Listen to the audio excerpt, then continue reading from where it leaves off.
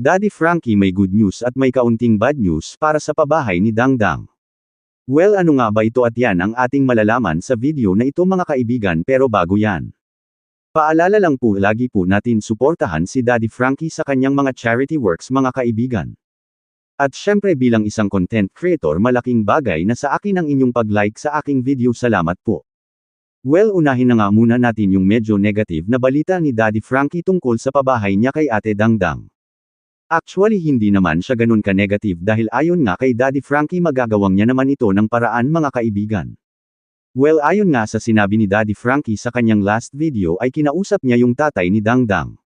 Sinabi nga ni Daddy Frankie na medyo alanganin yung budget niya para ipa-tiles yung bahay nila Dangdang, pero sabi nga ni Daddy Frankie hindi pa naman iyon final dahil gagawan pa nga ito ni Daddy Frankie ng paraan mga kaibigan. Pero ito mga kababayan, sinabi ko na kay tatay na hindi ko muna ito maita-tiles. No?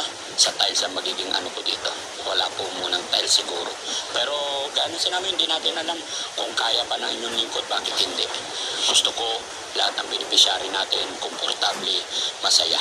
Kaya hintay-hintay lang, hindi ko naman mapagsabay-sabay, pero one at a time, may aayos natin silang lahat. Samantala, ang good news naman ay ipinangako ni Daddy Frankie sa pamilya ni Dangdang na gagawin niya ang lahat para maging maayos ang pabahay niya para kila Dangdang. Ayon nga kay Daddy Frankie, gusto niya bago siya umalis papunta sa ibang lugar ay maayos na yung structure ng bahay at kailangan may bubong na rin. Bago po ako aalis dito, buo na to, may bubong na to, kumbaga finishing na lang ko lang. Gusto rin kasi ni Daddy Frankie na masigurado at maging komportable sila Dangdang sa bago nilang bahay, kaya nga nagsisikap si Daddy Frankie na maayos yung bahay sa lalong madaling panahon. Kung uunawain natin ng mabuti ang naging pahayag ni Daddy Frankie, makikita natin na wala naman talagang dahilan para panghinaan ng loob ang mga sumusubaybay sa pabahay ni Dangdang. Totoong nabanggit niya na medyo alanganin ang budget para sa pagpapatiles ng bahay, pero mahalagang tandaan na hindi niya sinabi na tuluyan na itong kakanselahin. Sa katunayan, sinabi pa nga niya na hahanapan niya ito ng paraan. Ipinapakita lamang nito na maingat siyang humahawak sa proyekto at ayaw niyang mangako ng isang bagay na hindi pa niya kayang siguraduhin sa ngayon.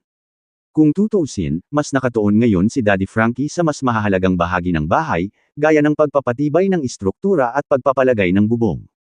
Ito ang mga pangunahing kailangan upang masabing ligtas at maayos ng matitirhan ng bagong bahay ng pamilya ni Dangdang. Ang tiles ay maaari pang maidagdag sa tamang panahon, pero ang pinakamahalaga ay hindi nahihinto ang buong proyekto at tuloy pa rin ang pagpapagawa ng kanilang tahanan. Para sa akin, mas kahanga-hanga ang naging pananaw ni Daddy Frankie dahil pinili niyang maging tapat sa kanyang mga taga-suporta at sa pamilya ni Dangdang. Hindi niya itinago na may limitasyon sa budget, pero kasabay nito ay ipinakita rin niya ang kanyang determinasyon na tapusin ang bahay sa abot ng kanyang makakaya. Mas mabuti na ang isang taong nagsasabi ng totoo kaysa mangako ng sobrang ngunit hindi naman matutupad.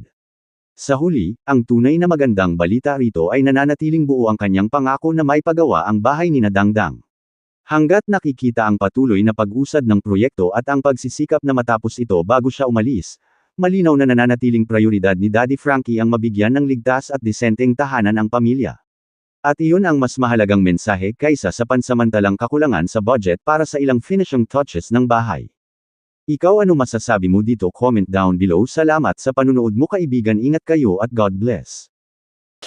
Pero ito mga kababayan, sinabi ko na kay tatay na hindi ko muna ito maita-tiles. No? Sa tiles ang magiging ano ko dito. Wala po munang tiles siguro. Pero gano'n sinabi, hindi natin alam kung kaya pa ng inyong lingkod, bakit hindi. Gusto ko lahat ng beneficiary natin komportable, masaya. Kaya hintay-hintay lang, hindi ko naman mapagsabay-sabay, pero one at a time, may aayos natin silang lahat.